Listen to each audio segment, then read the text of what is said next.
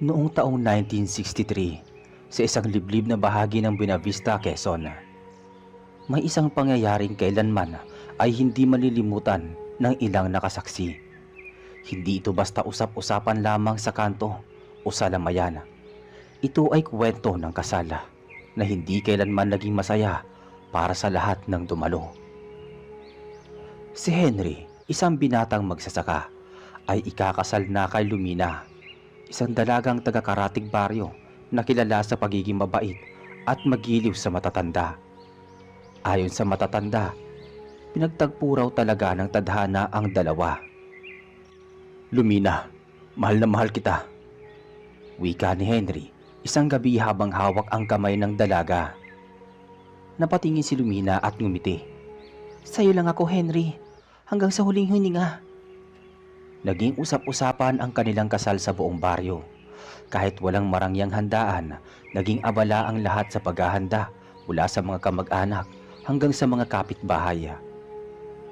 Si Aling Biring, ang tiyahin ni Lumina, ang nangunguna sa pagsasaayos ng kasala. "Abay, hindi pwedeng basta-basta ito. Unang kasal to sa taon, kaya siguraduhin natin na masagana," sabi ni Aling Biring habang abala sa pagsasaayos ng mga bulaklak. Habang nagkakagulo sa baryo sa pagsasaayos, isang hindi inaasahang bisita ang dumating ilang araw bago ang kasal. Siya ay isang lalaking hindi kilala ng sino man sa lugar. Matangkad, malapad ang balikat, tila masyadong tahimik. Siya ay nagpakilalang Ginoong Ato. Hindi niya sinabi kung saan siya galing, ngunit agad siyang tumuloy sa bahay ng isang kilalang residente at doon muna nanirahan pansamantala. "May bagong dating, Aling Biring. Hindi ko kilala. Ang tikas ng katawan parang sundalo," sabi ni Juan, ang pinsan ni Henry.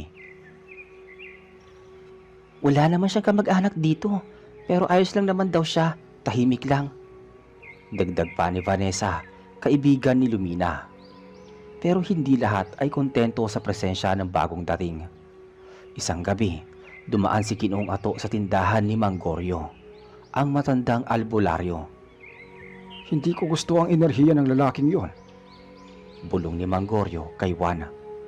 Bakit po, Mang Goryo? Tanong ni Juan. Hindi siya ordinaryo. Hindi siya basta tao. Ano pong ibig niyong sabihin, Mang Goryo? Tanong ni Juan. Tahimik lang si Mang Goryo. Kinuha niya ang isang lumang pulseras mula sa kanyang bulsa. Kahoy ang mga beads at may ukit na mga simbolo. "Suotin mo to, Juan. Pag may masamang nilalang sa paligid, iinit yan. Huwag mong aalisin." Seryosong bili ni Mang Goryo. Nang sumunod na araw, abala ang lahat sa pagsasaayos ng lugar kung saan gaganapin ang kasal ni na Henry at Lumina. May ilang kalalakihan na nagputol ng kawayan para gawing dekorasyon. May mga kababaihan na abalang-abala sa pagluluto ng mga kakanin at ulam. Lumapit si Ginoong Ato sa isang grupo ng kabataan. Nakasuot siya ng itim na polo at maong, ngunit kitang-kita pa rin ang tikas ng kanyang katawan. "Magandang umaga," wika ni Ginoong Ato sa mga nakatambay. Ngumisi si Vanessa. "Kayo po ba yung bagong dating?" Oo, ako nga. Ako si Ato. Gusto ko sanang tumulong sa kasal. Narinig ko kasi ikakasal sina Henry at Lumina. Tugon ni Ginoong Ato. Napatingin si Juan sa kanya. "Hindi ka taga rito, di ba? Saan ka galing?" Mula sa kabilang bayan. Dito lang muna ako pansamantala," sagot ni Ginoong Ato, saka ngumiti. Bagamat tila may mapanlinlang na anyo ang kanyang ngiti, hindi na nagtangkang magtanong pa si Juan. Dumating ang araw ng kasala. Maagang naligo si Henry, sabik ngunit kinakabahan. Ang kanyang barong ay pinahiram pa ng kanyang tiyuhin na taga Laguna. Si Lumina naman ay tinutulungan ni Aling Biring sa pagbihis. "Napakaganda mo, Lumina. Para kang diwata," sambit ni Aling Biring habang inaayos ang belo. "Nakakakaba po, tiya, pero masaya ako," sagot ni Lumina, sabay haplos sa kanyang tiyan. Hindi alam ng marami, 2 buwan nang nagdadalang tao si Lumina. Bagay na lalong nagpatibay sa desisyon nilang pakasalan agad-agad. Matapos ang misa, nagsimula na ang handaan sa gitna ng baryo. May lechon, pansit, kaldereta at iba pang putahe. May alak na tuba at gin, kaya't marami ang unti-unting nalalasing. Nag-umpisa na rin ang tugtugan mula sa maliit na banda ng baryo. Ang mga bisita ay nagsasayawan, nagtatawanan at abalang-abala sa pagkain. Habang abala ang lahat, tahimik na nakaupo sa isang sulok si Ginoong Ato. Titig na titig sa mga taong dumarating at umaalis. Lumitaw sa kanyang muka ang isang ngiti nang mapansin niyang may ilang kalalakihang halos hindi na makatayo sa kalasingan. Madaling targetin tong mga to. Bulong ni Ginoong Ato sa sarili. Mag-aalas 10 na ng gabi nang unti-unting mag-alisan ang ilang matatanda at mga bata. Naiwan ang mga kabataan at ilang lalaki na patuloy pa rin sa inuman. Maya-maya pa, lumapit si Ginoong Ato kay Vanessa na noon ay nakaupo sa tabi ng drum ng tubig. Hindi ka ba sasayaw? Tanong ni Ginoong Ato. Umiling si Vanessa. Pagod na ako eh. Kanina pa ako tulong ng tulong. Siya nga pala, gusto mo bang samahan kita pabalik sa inyo? Alok ni Ginoong Ato, tila may lambing ang boses. Ngunit bago pa man makasagot si Vanessa, dumating si Juan. Vanessa, ako na maghahatid sa'yo. Huwag na yung bagong salta.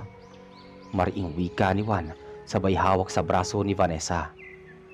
Napatingin si Ginoong Ato kay Juan at sa loob ng ilang segundo, parang nagkasukatan sila ng tingin.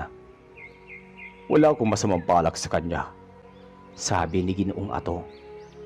Hindi sumagot si Juan at agad na inaya paalis si Vanessa. Bandang hating gabi, may isang batang babae ang umiiyak sa gilid ng bakod. Ate, hinahanap po si Kuya Marco, nawawala po siya. Iyak ng bata. Agad itong lumapit kay Aling Piring na noon ay abala pa sa pagliligpit ng mga pinggan. Kanina ko pa siya hindi nakikita. Huling beses kasama niya yung mga kainuman niya, sabi ni Aling Biring habang palinga-linga. Nang inikot nila ang paligid, wala ni anino ni Marco. Hanggang sa may nakita silang sapatos doon sa puno at punong-puno ng putik malapit sa kakahuyan. Teka, sapatos ni Marco to ah. Wika ng isang lalaking naglalakad papuntang gubat. Bakit may bahid ng dugo? Nagsimulang kabahan ang mga tao. Agad na tinawag si Mang Goryo. Mang Goryo, may nawawala at mukhang may dugo sa sapatos, sabi ng isang lalaki. Tinignan ni Mang Goryo ang sapatos. Hinawakan niya ito at sa kanyang pagkakaalam, ang bahid ng dugo ay sariwa. Hindi pa huli, pero kailangan nating hanapin siya ngayon. Mariing sambit ng albularyo. Agad silang nagtungo sa kakahuyan. Hawak ang mga sulo at itak, kasama si Juan, Henry at dalawa pang kalalakihan. Habang naglalakad sila, may napansin si Mang Goryo, itim na balahibo sa damuhan at mga yapak na tila hindi pangkaraniwan. Hindi ito yapak ng tao, mahinang bulong ni Mang Goryo kay Juan. Napatingin si Henry sa paligid. Sino ba posibleng gumawa nito? May nilalang na hindi galing sa atin at nasa paligid lang siya, sagot ni Mang Goryo. Habang patuloy na sinusuyod ni Mang Goryo, Henry at Juan at dalawa pang kalalakihan ang kakahuyan, lalo nilang napapansin ang kakaibang yapak sa lupa. Malalaki, may tatlong matutulis na bakas na tila hindi kayang gawin ng paa ng isang tao. Hindi ako mapalagay, bulong ni Henry habang hawak ang sulo. Basta mag-iingat kayo, baka hindi lang tao ang gumagalaw sa paligid, tugon ni Mang Goryo. Biglang may narinig silang kaluskos mula sa may likuran ng punong mangga. Lahat sila'y napalingon. Marco? Tawag ni Juan, pero walang sumagot. Lumapit si Mang Goryo at tinutok ang sulo sa madilim na bahagi. May tumakbong mabilis, tila hayop na nagtatago. Mabilis ang nilalang na yun ah, sabi ni Juan habang hinahabol ng tingin ang gumagalaw. Hindi na nila nasundan pa. Makalipas ang ilang minuto, nakarinig sila ng mahinang ungula mula sa ilalim ng malapad na ugat ng punong kahoy. Dito may tao! Sigaw ni Henry. Agad nilang nilapitan at nakita si Marco.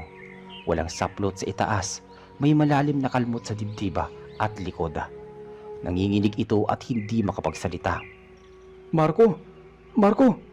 Sigaw ni Juan habang tinatapik ang pisngi ng kaibigan. Huwag niyong igalaw.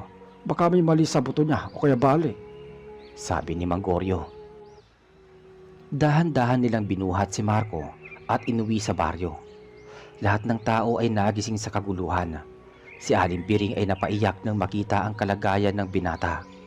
Abay, anong nangyari sa kanya? Tanong ng isang matanda. May sumalakay sa kanya, hindi tao. Sagot ni Juan. Hindi nagpatuloy ang kasiyahan ng kasal. Lahat ay nabalot ng takot. Kinabukasan, maraming hindi na lumabas ng bahay. Ang ilang lasing kagabi, hindi na rin matagpuan. Sa loob ng isang silid, binantayan ni Manggorio si Marco.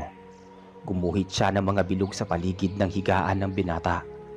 Gumamit siya ng dahon ng lagundi, asin at langis. Anong ginagawa mo, Manggorio? Tanong ni Henry. Para wag siyang malapitan ng nilalang na yon. Mabigat ang amoy ng gabi ngayon. Nagugutom ang gumagala.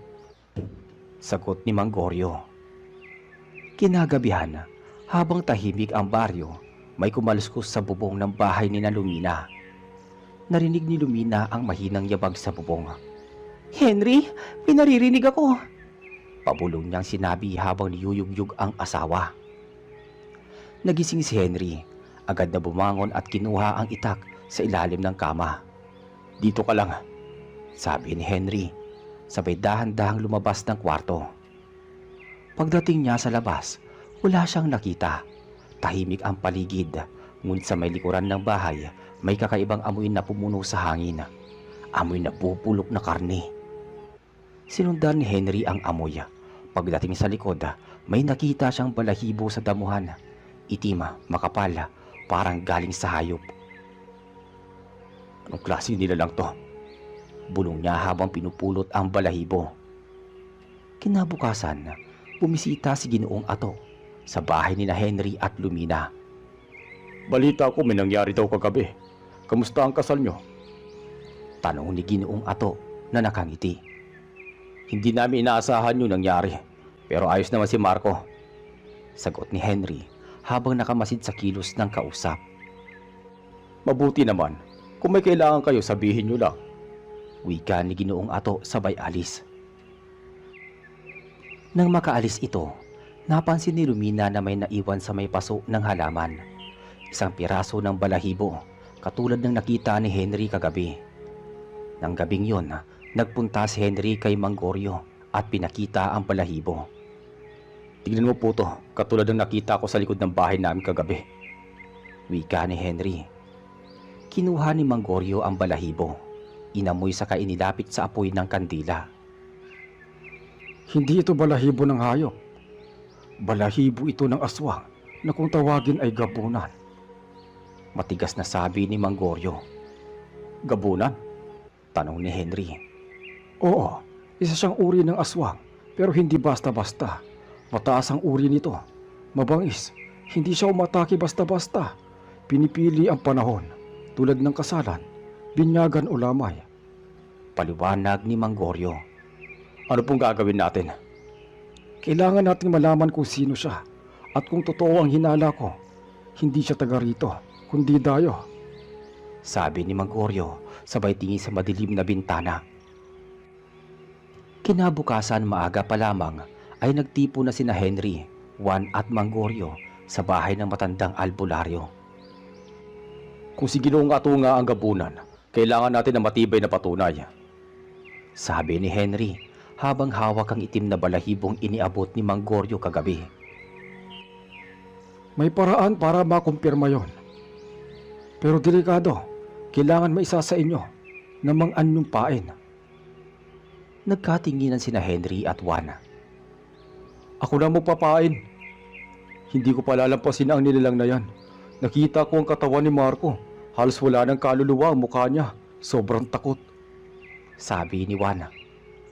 Kailangan natin ng palihim na pagbabantay. Mamayang gabi, maglalagay tayo ng pangontra sa paligid ng bahay mo. Juan, tapos magkunwari ka mag-isa. Walang problema.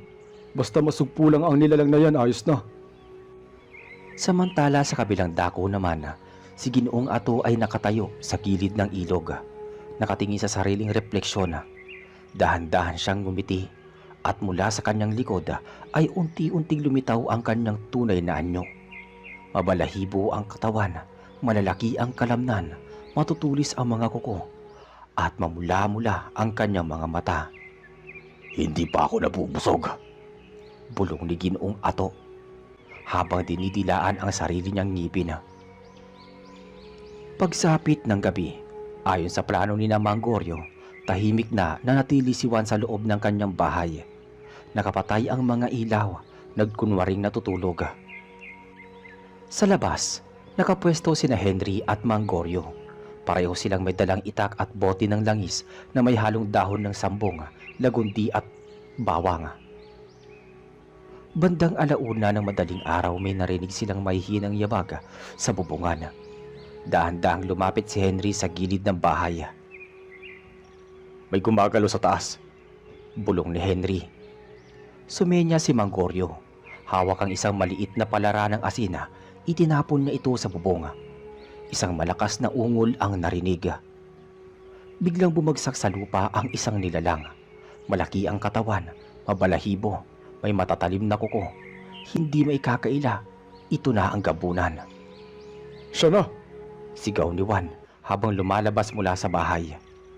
Napatingin ang gabunan kay Mang Goryo, pero bago pa ito makatakbo, isinaboy ng matanda ang langis na may pangontra. Umusok ang balat ng nilalang at napatras ito. Ginoong Ato, hindi ka na makakatakas! Sigaw ni Henry sabay hataw ng itak. Pero mabilis ang nilalang. Tumalon ito at tumakbo papasok sa kakahuyan. Habulin natin siya, papuntang silangan. Sigaw ni Juan. Huwag niyong habulin ng walang proteksyon. Saway naman ni Mang Goryo. Kinabukasan natuklasan ng mga tao ang bangkay ng dalawang lasing na lalaki sa may tabing gubat. Walang balat ang muka at may malalim na kagat sa leeg. Nagtipon-tipon ang kalalakihan sa baryo. Lahat ay may dalang gulok, sibat at sulo. Hindi na tayo pwede manahimik lang, sabi ni Henry sa harap ng mga kababaryo. Isa siyang halimaw na dumadalo sa kasalan para pumatay. At hindi natin siya kayang pabayaan. Dagdag pa ni Juan. May paraan para siya'y mahuli. Kailangan lang natin ng pihit, ng oras. Hindi siya pwedeng umatake kung may nagbabantay sa silangan tuwing madaling araw. Sa loob ng ilang araw, patuloy ang pagbabantay sa bawat sulok ng baryo. Ang ibang residente, umaalis sa takot. Ang iba nagkulong sa bahay at hindi lumalabas tuwing gabi.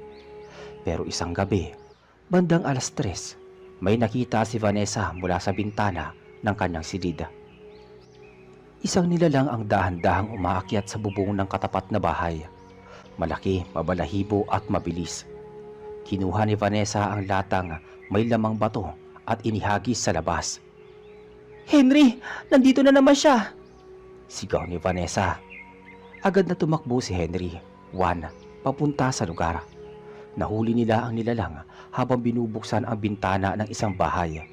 Pero sa halip na umatake, tumakbo ito at nagtago sa ilog. Hindi natin siya mahuhuli kung paisa-isa tayo, sabi ni Juan. Kailangan nating itakda ang huling gabi. May ritual akong kailangan gawin, pero kailangan ko ng dugo ng gabunan. Teka, paano natin magagawa yon? At paano natin makukuha yon? Tanong ni Henry. Isang hiwa lang sa balat niya, kahit isang patak. Yun lang ang kailangan. Paliwanag ni Mang Goryo. Kinabukasan nagpakalat sila ng balita na magkakaroon pa ng isa pang handaan. Kunwaring pandiriwang ng kasal ni na Henry at Lumina para sa mga hindi nakadalo. Nag-ayos sila ng kubo sa gitna ng baryo. naglagay ng ilaw, inumin at pagkain. Ngunit sa paligid ng kubo, naglatag si Mang Goryo ng mga halamang pangontra at langis na may dasal. Hindi niya mararamdaman ang mga ito hanggat hindi siya nasusugatan. Sabi ni Mang Goryo. Pagdating ng gabi, nag-umpisa na ang kasayahan. Nagkunwari ang lahat na walang nangyari. Tumutugtog ang banda, sumasayaw si Vanessa at ilang kabataan.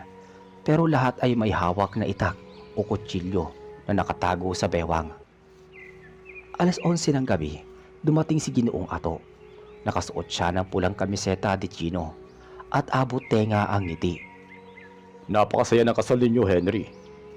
Wika ni Ginoong Ato. Ngunit hindi siya sumagot. Sa halip, tinapik niya ang balikat ni Juana. Sa isang iglap, inilabas ni Juana ang kutsilyo at sinaksak si Ginoong Ato sa balikat. Nang tumalsik ang dugo ng gabunan sa lupa, agad itong sinalo ni Mang Goryo sa maliit na butilya. Ngayon, Sigaw ni Mang Goryo. Isinaboy ng matanda ang langis sa paligid. Pumunit sa hangin ang isang matinis na sigaw. Ang anyo ni Ginoong Ato ay unti-unting nagbago. Naging mabalahibo, ang matay naging pula at ang katawan ay lumaki. Hindi niyo ako matatalo! Sigaw ng gabunan habang nagsimulang magwala. Ngunit hindi siya makalabas sa loob na iginuhit ni Mang Goryo. Ang lupa sa paligid ay tila lumambot at ang hangin ay bumigat. hindi ka na makakaalis dito. Patigas na sabi ni Mang Goryo. Habang patuloy ang pagkakahuli ng gabunan na si Ginoong Ato, pilit itong umaalpas sa bilog na nilikha ni Mang Goryo gamit ang dugo, langis, asin at dahon ng sagrado't matandang punong kahoy. Wala kayong karapatang hadlangan ako! Sigaw ni Ginoong Ato habang nanginginig ang buong katawan sa galit. Matagal ka nang gumagala sa mga kasalan para mambiktima. Panahon na para tapusin ka. Lumapit si Henry, hawak ang kanyang itak. Tumigil ito sa gilid ng guhit sa lupa. Ilang buhay pa ang kukunin mo bago ka tumigil? Napahagalpak ng tawa si Ginoong Ato, pero agad itong napalitan ng daing nang bigla siyang sindihan ni Mang Goryo ng apoy mula sa lakis na may pangontra.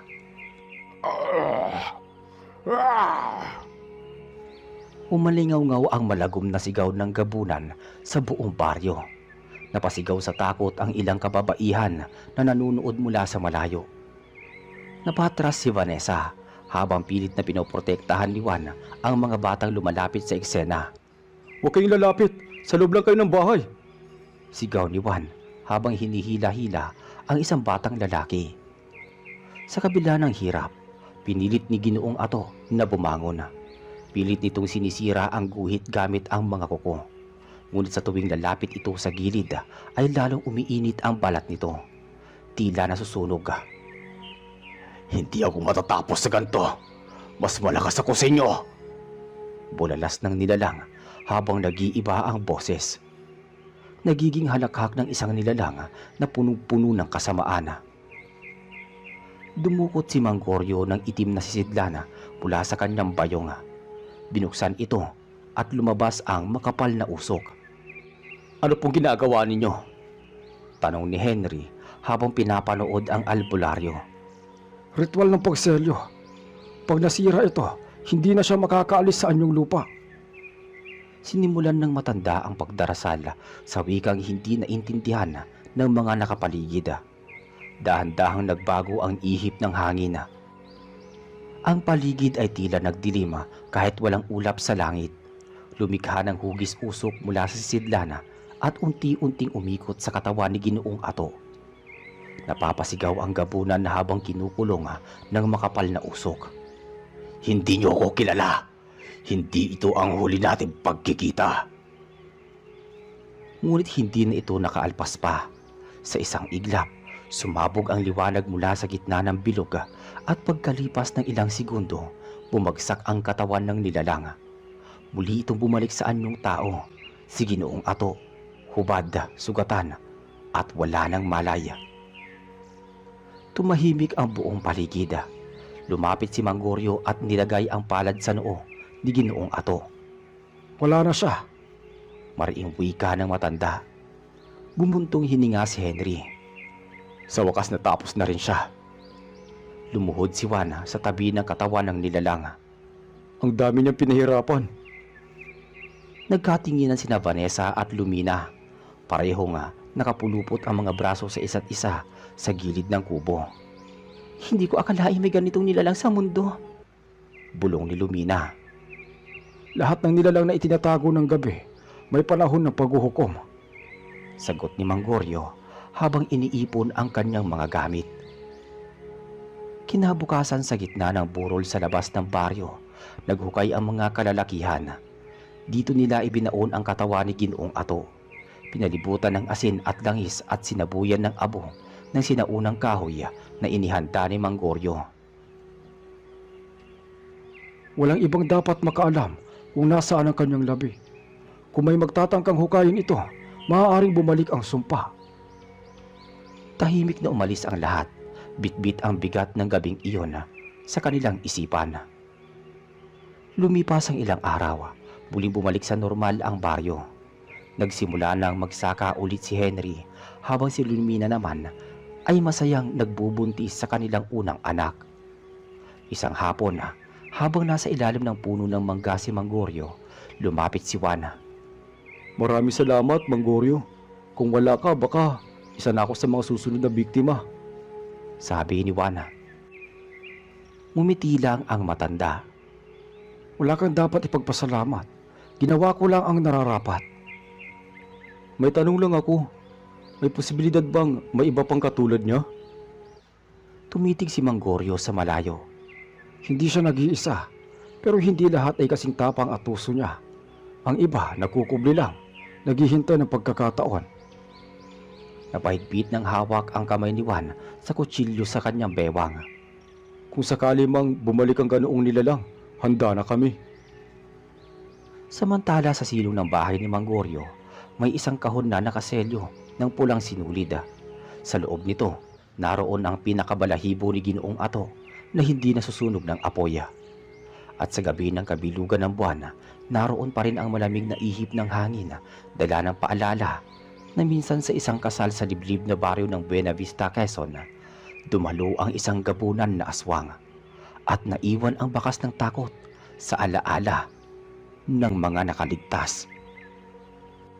Makalipas ang 2 linggo mula nang mailibing ang katawan ni Ginoong Ato, muling bumalik sa katahimikan ang buong baryo. Ngunit sa kabila nito, nananatiling gising sa gabi ang ilan, lalo na ang mga nakasaksi sa tunay na anyo ng gabunan. Madalas ay hindi makatulog si Henry at tuwing madilim na ang gabi, tinitiyak niya nga nakasarado at nakakandado ang bintana at pintuan ng kanilang bahay. Si Lumina, bagamat tahimik ay ramdam pa rin ang pag-aalala ng asawa. Henry, nananaginip ka na naman ba kagabi? Tanong ni Lumina habang naglalagay ng mainit na tubig sa tabo. Di ko maalis sa isipan ko mahal yung anyo niya. Paano kung may kasabwat pa siya na hindi natin nakita? Sagot ni Henry habang tinititigan ng apoy sa kalan. Hindi ba't sabi ni Mang Goryo, natapos na ang lahat? Tanong ni Lumina, bagamat may takot din sa boses. Hindi ko lang alam mahal, pero kung sakaling may susunod pa, ayoko nang madamay ulit. Sabi ni Henry. Sa kabilang bahagi ng baryo, si Juan ay madalas nang mag-ikot sa gabi. Bitbit ang kanyang kutsilyo sa bewang. Nagbabantay siya sa bawat galaw ng mga tao at hayop sa gilid. Ilang beses niyang napapansin ang pagkilos ng mga aso tuwing kabilugan ng buwan. Inaamo na naman yata sila. Bulong ni Juan sa kanyang sarili. Lumapit siya kay Mang Goryo isang hapon na habang ang matanda ay abala sa pagdudurog ng dahon ng banaba.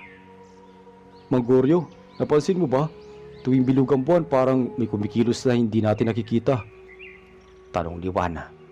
Napansin ko rin at may mga sinyalis na lumilitaw sa paligid. Gabi lang ang may nakita akong kalmot sa puno ng akasya sa may silangan. Sa may abandonadong bahay po ba? Oo, at may mga patay na manok sa paligid. Kinuha ang atay. Gabunan po ba ulit?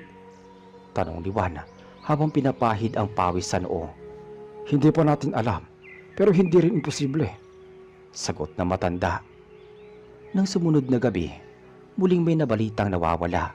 Isang binatilyong taga-kanlurang bahagi ng baryo ang hindi na nakauwi mula sa paghahakot ng kahoy sa gubat. Agad na tumutulong sina Henry at Juan sa paghahanap. Bitbit ang sulo. Nilibot nila ang gilid ng kakahuyan sa ilalim ng punong nyog. Nakita nila ang itak ng binatilyong duguan. Dito siya huling nakita. Dito siya huling nakalaban, sabi ni Henry. May yapak pero hindi normal. Bulong ni Juan habang sinusuri ang mga bakas sa lupa. Napatingin si Mang Goryo sa paligid.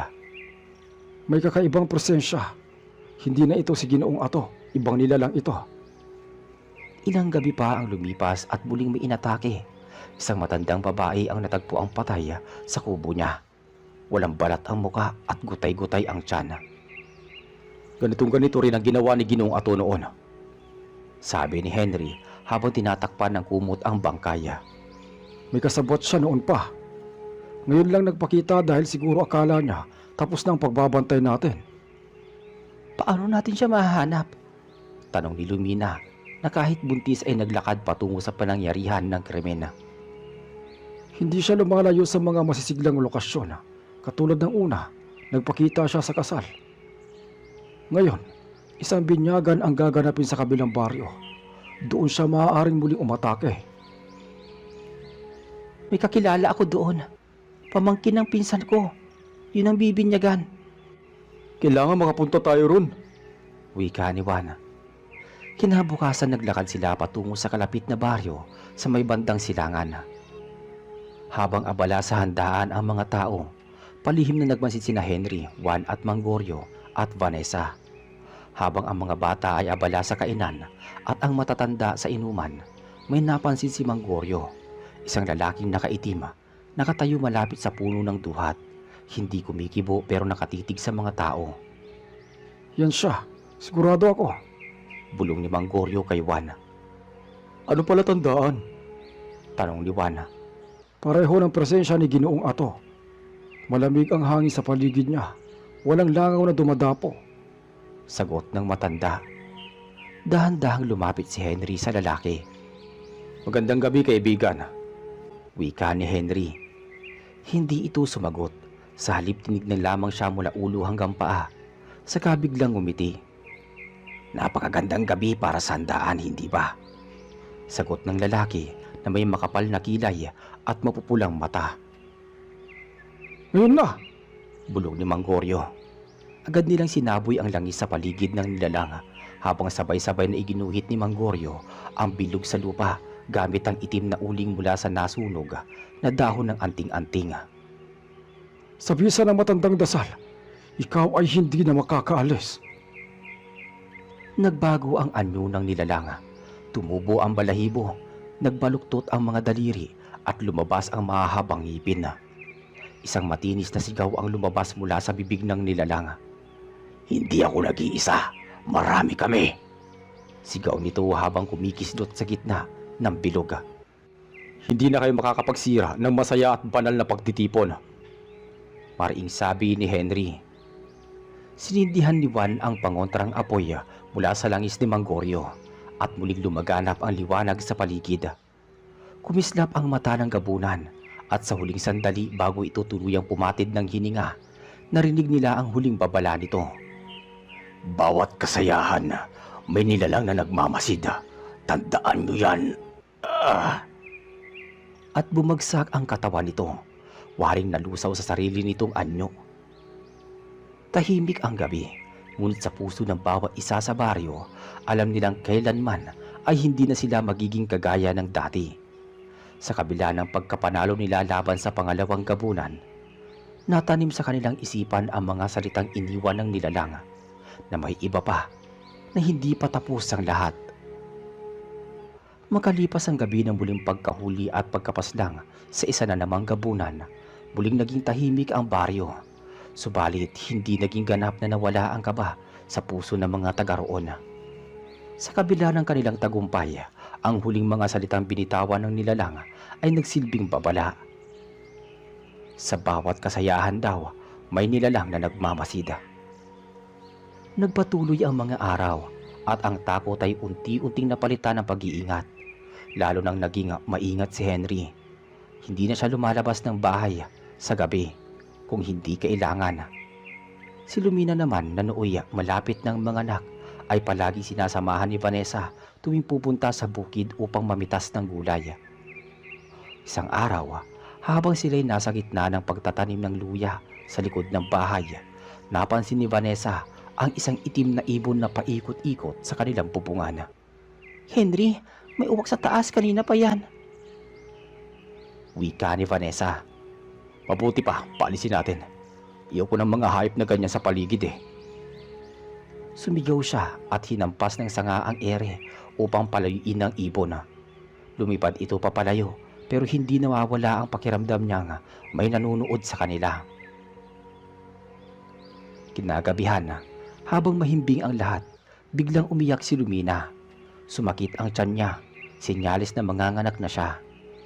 Agad siyang isinakay ni Henry sa kariton at sinamahan ni Juan papunta kina Aling Biring na isa sa mga kumadrona sa baryo. "Sige, ako na ang bahala dito," wika ni Aling Biring. Habang nasa loob si Lumina, si Henry ay lakad ng lakad sa labas, hindi mapakali. Muli niyang nakita ang uwak, nasa poste, hindi gumagalaw, tila nakatitig sa kanila.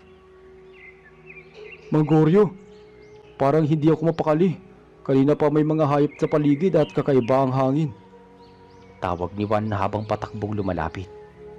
Pumasok si Mang Goryo, bitbit ang kanyang bote ng langis at isang pirasong kahoy na may ukit ng sinaunang simbolo. May presensya nga, hindi gabunan, pero isang nilalang nakaugnay nila. Bulong ni Mang Goryo. Sa loob ng bahay, nagsimula ng iluwal ni Lumina ang bata. Pawis na pawis si Aling Biring, ngunit kalmado ang kanyang mga kilos. Maya-maya'y isang malakas na sigaw ang narinig. "May nilalang sa labas!" sigaw ni Vanessa mula sa bintana. Tumakbo si Henry palabas at nakita ang isang matangkad na nilalang na tila kalahating hayop kalahating tao. Hindi ito kasing tapang ng gabunan ngunit kasing dilim ng presensya nito. "Hindi natin siya dapat palapitin," sigaw ni Juan habang ibinabato ang hawak na bote ng asin.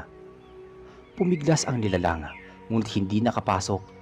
Nakapalibot na ang sagradong langis ni Mang Goryo at buong paligid ng bahay ay may guhit ng uling mula sa pinaglagaan ng dahon ng saging. "Hindi kayo mananalo," sigaw ni Mang Goryo.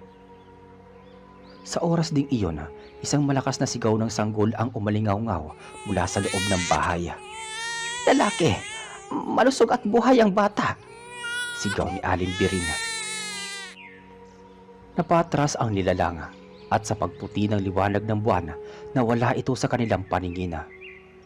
Pagkalipas ng ilang araw, muling naging matahimik ang buong baryo. Si Henry ay lalong naging mapagmatsyag. Si Lumina kahit pagod mula sa panganganak ay masaya at ligtas. Pinangalanan nila ang kanilang anak na Isaac, hango sa pangalang nangangahulugang biyayang dumating sa gitna ng kadiliman. Lumapit si Mang Goryo kina Henry at Lumina. Isang hapon habang ang mag-anak ay nagpapahinga sa lilim ng puno. "Dapat na tayo mag-ingat palagi. Ang mga nilalang na katulad ng gabunan ay hindi agad-agad nawawala. Ngunit sa bawat pakikiisa, may tagumpay." "Hindi na kami magiging kampante. Natuto na kami," sagot naman ni Henry. Sa likod ng kasiyahan, may mga nilalang na handang sumira ng katahimikan. Ngunit sa pagkakaisa ng bawat isa, sa tulong ng pananampalataya, tapang at kaalaman, kaya nating labanan ang kahit na anong dilima na sumasalakay. Ang kasamaan, gaano man ito kalalim, pati ang ugat, ay walang puwang sa lugar na ang puso ng mga tao ay puno ng malasakit at pagmamahalan. Maraming salamat po sa pakikinig ng ating kwento. Kita-kits tayo sa susunod. Hanggang sa muli.